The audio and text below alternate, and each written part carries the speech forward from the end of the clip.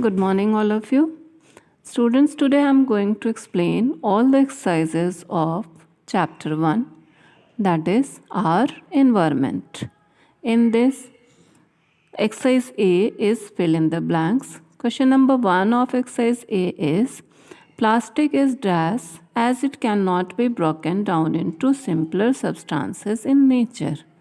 तो हमें यहाँ पे फिल करना है कि प्लास्टिक कैसा सब्सटेंस है जो साधारण सिंपल सब्सटेंसेस में कन्वर्ट नहीं किया जा सकता।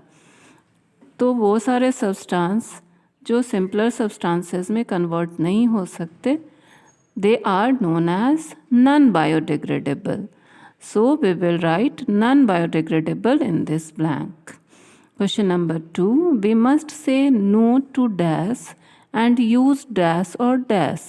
मतलब किसको हमें ना कहना चाहिए और क्या यूज़ करना चाहिए. So we must say no to plastic because plastic is non-biodegradable substance, and use in place of plastic we can use the paper bags or jute bags or cloth bags. So we can write plastic in first blank and paper or jute in second blank. The flower of the dash bloom with sunrise and close after sunset. मतलब कौन सा flower है जो sunrise के समय खिलता है और सनसेट के समय बंद हो जाता है. The flowers of the morning glory. The name of the flower is morning glory. So we will write morning glory in this blank. Now question number 4. Dash and dash are among the animals found only in cold regions. मतलब आपको दो ऐसे animals का नाम लिखना जो cold regions में पाए जाते हैं. They are polar bears and penguins. So we will write polar bear and penguin in the blank. Now question number 5. Dash and dash processes help in balancing of carbon dioxide and oxygen in the atmosphere. मतलब कौन से दो ऐसे process हैं जो atmosphere में carbon dioxide और oxygen के रेशियो को बैलेंस करके रखते हैं. तो the two processes are photosynthesis and respiration. So we will write photosynthesis and respiration in the blank. Now exercise B. Write true और false for the following statement. Now, statement number 1. Herbivores can prepare their own food. आप सबको पता है कि green plants can prepare their own food. सिर्फ हरे plants जो हैं वही अपना फूड प्रिपेयर कर सकते हैं. Herbivores depend upon plants for their food. So the statement is wrong. We will write false. Second, fungi and bacteria are organisms that can be easily seen by the human eye by itself.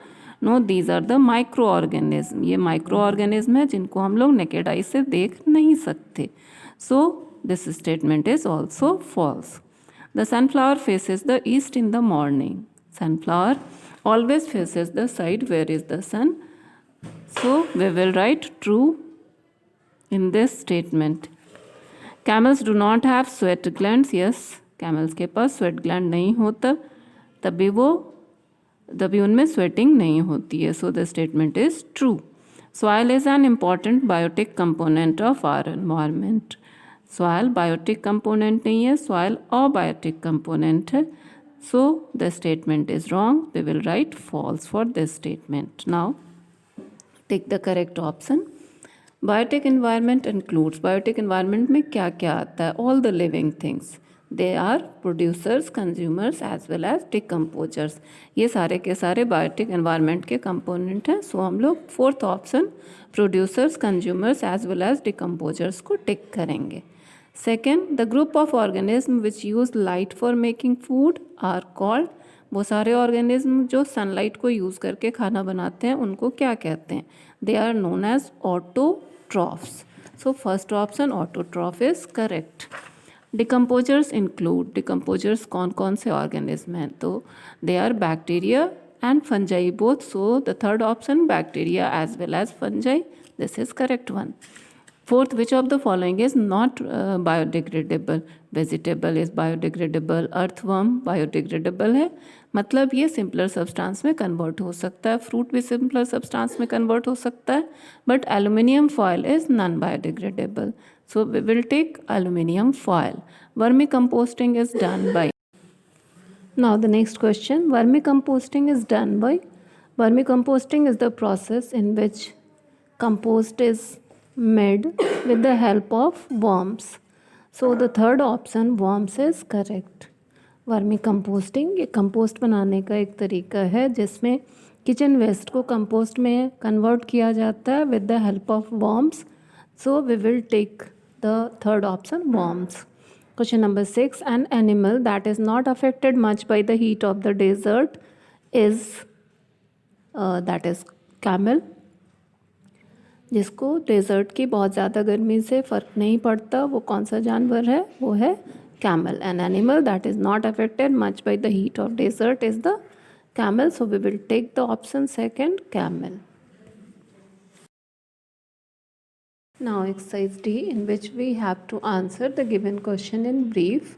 Question number 1 is, why should we segregate different types of waste? मतलब हमें अलग अलग तरह के waste को क्यों differentiate करना चाहिए, क्यों अलग करना चाहिए? We should segregate different types of waste to dispose them in an environment friendly way. हम लोग अगर अलग अलग करके रखते हैं different types of waste को, तो उनको dispose करना एनवायरनमेंट के लिए सही होता है, इसलिए हम लोगों को अलग अलग तरह के वेस्ट को सेपरेट करके रखना चाहिए. Question number 2, right the meaning of the term vermi composting. Vermi composting का क्या मतलब है? वर्मी कंपोस्टिंग क्या होता है? The process of composting with the help of various suitable worms like the red worms and other earthworms is known as vermi composting. मतलब compost बनाने का वो तरीका जिसमें हम लोग डिफरेंट टाइप्स ऑफ वर्म्स को, स्पेशली रेड वर्म्स और अदर अर्थवर्म्स को यूज़ करते हैं. उनकी हेल्प से हम लोग कंपोस्ट बनाते हैं, तो उसे वर्मी कंपोस्टिंग कहते हैं. Question number 3, which component of air gets used up during the process of photosynthesis. Photosynthesis में एयर का कौन सा कंपोनेंट यूज़ होता है? In photosynthesis carbon dioxide gas of air gets used up in the process of photosynthesis. मतलब photosynthesis में carbon dioxide जो air में प्रेजेंट है उसको यूज़ किया जाता है. Question number 4, suggest any 5 activities that can help to save the environment. 5 activities जो एनवायरनमेंट को सेव करने में हेल्प करता हो. They are, avoid wastage of water, then plant more trees, avoid cutting of trees, lesser use of plastic and segregation of waste. ये अलग अलग तरीके हैं जिनसे हम अपने एनवायरनमेंट को सेव कर सकते हैं. Question number 5, how does nature maintain a balance between the amounts of oxygen and carbon dioxide in the atmosphere. मतलब नेचर में कार्बन डाइऑक्साइड और ऑक्सीजन का बैलेंस कैसे बना हुआ रहता है. During the process of respiration both plants and animals take in oxygen and give out carbon dioxide. Carbon dioxide also gets added to the atmosphere when burning of wood, coal, petrol takes place. Plants use up carbon dioxide and give out oxygen during the process of photosynthesis. Thus, a balance is maintained between the amount of oxygen and carbon dioxide in the atmosphere. Respiration में सारे ही living things मतलब plants और animals सब oxygen लेते हैं और carbon dioxide release करते हैं. कार्बन डाइऑक्साइड बर्निंग में भी रिलीज़ होता है. बर्निंग वुड, कोल और पेट्रोल के बर्निंग में भी कार्बन डाइऑक्साइड रिलीज़ होता है. प्लांट ये कार्बन डाइऑक्साइड को यूज़ करते हैं during the process of photosynthesis और वो ऑक्सीजन रिलीज़ करते हैं. वो ऑक्सीजन फिर से रेस्पिरेशन में यूज़ होता है. तो इस तरीके से कार्बन डाइऑक्साइड और ऑक्सीजन के अमाउंट में एक बैलेंस बना हुआ रहता है. Now we will do exercise E in which we have to answer the given question. Question number 1 is distinguish between autotrophs and heterotrophs, decomposers and scavengers. मतलब autotroph और हेट्रोट्रॉफ, डिकम्पोजर्स और scavengers में क्या अंतर होता है ये बताना है. Autotrophs. The green plants which prepare their own food are called autotrophs. मतलब वो सारे ऑर्गेनिज्म जो अपना फूड खुद प्रिपेयर करते हैं, they are known as autotrophs. The green plants which prepare their own food are called autotrophs. Heterotrophs. The organisms which cannot prepare their own food and depend on plants for their food are called heterotrophs. वो सारे organism जो अपना food prepare नहीं कर सकते, अपने food के लिए प्लांट्स पे डिपेंड करते हैं, उन्हें हेट्रोट्रॉफ्स कहते हैं. Decomposers. Organism which derive their food from dead and decaying plants and animals are called decomposers. वो सारे ऑर्गेनिज्म जो अपना food dead and decaying plants और एनिमल्स से लेते हैं, उन्हें डिकम्पोजर्स कहते हैं. Scavengers. Animals and birds which consume dead bodies of animals are called scavengers. वो सारे एनिमल और बर्ड जो दूसरे एनिमल्स के डेड बॉडी से अपना फूड लेते हैं, वो स्कैवेंजर्स कहलाते हैं. For example vulture, crows. And example of decomposer fungi and bacteria. Next question is, state the difference between biodegradable and non-biodegradable materials. Give one example of each. इस question में भी अंतर बताना है बायोडिग्रेडेबल और नॉन बायोडिग्रेडेबल मटेरियल्स के बीच, और एक एक एग्जाम्पल देना है. The materials which can be broken down into simpler substances by microorganisms are called biodegradable materials. Example paper, peel of fruits etc. वो सारे substance जो किसी भी माइक्रो ऑर्गेनिज्म से सिंपलर सब्सटेंसेस में कन्वर्ट हो सकें, उन्हें बायोडिग्रेडेबल मटेरियल्स कहते हैं. Non biodegradable materials that can not be broken down into simpler substances by microorganism are called non biodegradable materials. Example plastic.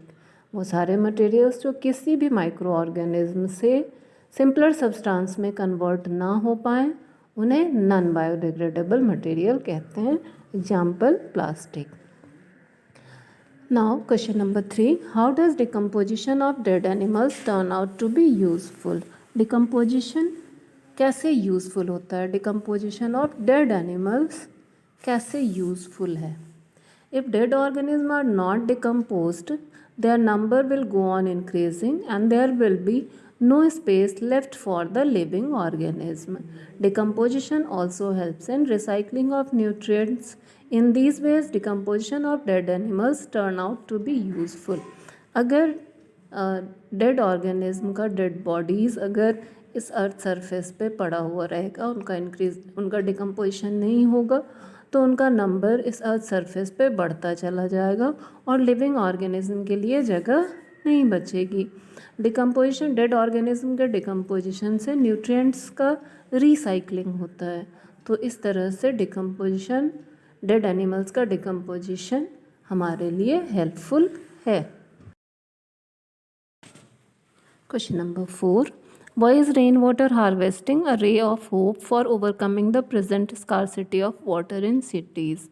इस क्वेश्चन का मतलब है कि किस तरीके से रेन वाटर हार्वेस्टिंग शहर में रहने वालों के वाटर स्कारसिटी को दूर करने के लिए आशा की एक किरण है, रे ऑफ होप है, to overcome the scarcity of water in cities. Rain water harvesting is a way to collect rain water when it rains. Rainwater can be stored above the ground or underground and then used later. In cities, we need to create a method to capture the rainwater. Rainwater can be collected at the rooftops of houses. Through pipes, this water can be transferred to tanks, pits or small wells.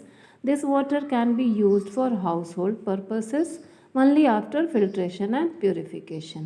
Rainwater harvesting can be supplement the requirement of water in cities and raise the subsoil water level and become a ray of hope for overcoming the present scarcity of water in cities. Rainwater harvesting का मतलब होता है rain water को collect करना और use करना. ये दो तरीके से किया जा सकता है, या तो एबव द ग्राउंड कलेक्ट करके और अंडरग्राउंड कलेक्ट करके, और इसको बाद में यूज़ किया जा सकता है। सिटीज़ में हम लोग रूफ के ऊपर, छत के ऊपर आने वाले पानी को स्टोर करके थ्रू अ पाइप्स उसको ट्रांसफ़र कर सकते हैं एक टैंक, पिट और वेल बना के, अंडरग्राउंड बना के। इस वाटर को हम लोग बाद में यूज़ कर सकते हैं हमारे हाउस होल्ड पर्पसेस में, फिल्टरेशन और प्यूरिफिकेशन के बाद। इस तरह से रेन वाटर हार्वेस्टिंग के से हम लोग सिटीज़ में वाटर रिक्वायरमेंट को फुलफ़िल कर सकते हैं और सबसॉइल वाटर के लेवल को भी बढ़ा सकते हैं। और इस तरह से हम लोग कह सकते हैं कि rain water harvesting, it is a ray of hope for overcoming the present scarcity of water in cities. Now question number 5, why do buffaloes cool themselves in water during summer? क्यों buffaloes अपने आप को water में रखना पसंद करते हैं summer में? Buffaloes cool themselves in water during summer because buffaloes are black in color and do not have sufficient sweat glands. Hence they feel the heat more and need to cool themselves by remaining in water. Buffaloes अपने आप को water bodies में रखना चाहते हैं क्योंकि उनके skin का कलर ब्लैक होता है और उनके पास सफिशिएंट अमाउंट में स्वेट ग्लैंड्स नहीं होता है, जिसकी वजह से वो ज़्यादा गर्मी महसूस करते हैं और वो अपने आप को वाटर बॉडीज़ में रखना चाहते हैं। Question number 6, draw a diagram that shows the relationship between the biotic and the abiotic components of the environment. इस क्वेश्चन में एक डायग्राम ड्रॉ करना है जिसमें बायोटिक और अबायोटिक कंपोनेंट्स के बीच के रिलेशन को दिखाया जा सके। जो डायग्राम आपकी स्क्रीन पे है उसमें प्लांट और सनलाइट के रिलेशनशिप को दिखाया गया है कि प्लांट्स अपना फूड प्रिपेयर करते हैं सनलाइट के प्रेजेंस में। That means they depend upon sunlight to prepare their food. So you can draw this diagram for the answer of question number 6. So students, we have completed all the exercises of this chapter. So that's all for today. Thank you. Have a nice day.